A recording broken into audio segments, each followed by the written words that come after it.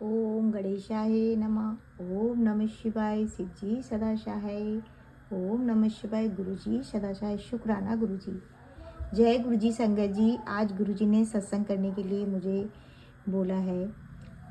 तो गुरुजी का एक प्यारा सा सत्संग है। गुरुजी महाराज की कृपा से सब संगत बहुत ध्यान से सुनिए, बहुत समझ की बात है। क्योंकि संगत जी, मेरे घर में लास्ट टाइम 2025 में एक सत्संग हुआ था। तो मेरे घर में कुछ ऐसा हुआ कि एक संगत ने गुरु जी के चरणों से कुछ फूल उठाए और अपने हस्बैंड को ये जेब में डाल दिए। संगत जी, मैंने देख लिया था, पर मैं कोई वहम नहीं करती हूँ और मैंने गुरु जी पे छोड़ दिया।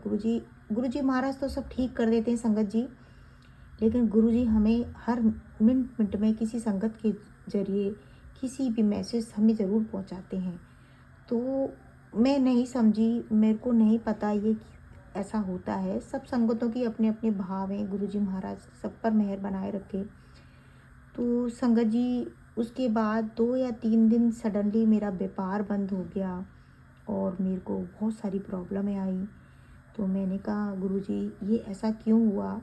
सत्संग होने के बाद ये सब कुछ ऐसा हो गया मेरे साथ। तो ये बात मेरे दिमाग में थी। मैंने एक आंटी से संगत में शेयर की। उन आंटी ने मुझे बताया कि आंटी, आपको पता है, घर में जब सत्संग में गुरुजी महाराज की कृपा से कितने देवी देवता गुरुजी के साथ आते हैं। पता नहीं उन आंटी ने किस भाव से आपके घर से फूल उठाए। ऐसी संगतों को आपको घर में नहीं बुलाना चाहिए।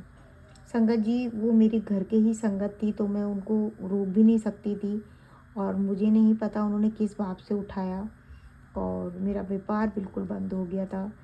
तो गुरुजी महाराज, मैं संगत जी ये कहना चाहती हूँ कि जब गुरु जी का सत्संग होता है तो प्लीज़ अपनी मर्यादा में रहें। हमें गुरु जी के सत्संग में कभी भी गुरु के चरणों से फूल वगैरह कुछ भी ब्लेसिंग नहीं उठानी चाहिए। सत्संग जब पूरा हो जाता है, उसके बाद अगर कोई संगत आपको अपने हाथों से गुरु जी के फूल देती है तो आप ले सकते हैं, जिनके घर में सत्संग है। नहीं तो आप समझ सकते हैं कि गुरु जी का सत्संग होने के बाद हम दूसरे दिन, कई संगतें, मैं तो दूसरे दिन दरबार उठाती हूँ, कई संगत उसी दिन उठा लेती हैं।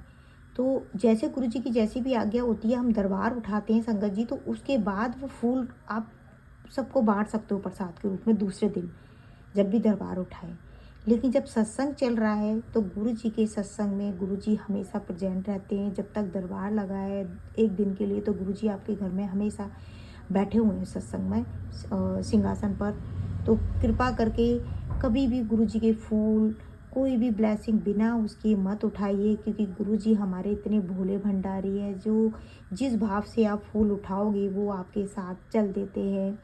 तो प्लीज़ ऐसा भाव, हालांकि आप कभी भी किसी के लिए, आप अपने लिए अच्छा सोच के ले जा रहे हो, अच्छी बात है, लेकिन आपके साथ भी कोई अच्छा नहीं होगा। कुछ समय के लिए गुरु जी आपके साथ अच्छा कर सकते हैं, लेकिन एक समय ऐसा आता है कि गुरु जी अपने आप ही उस संगत को एहसास कराएंगे, क्योंकि वो जिसकी भक्ति है ना, उसकी भक्ति कोई किसी से छीन नहीं सकता।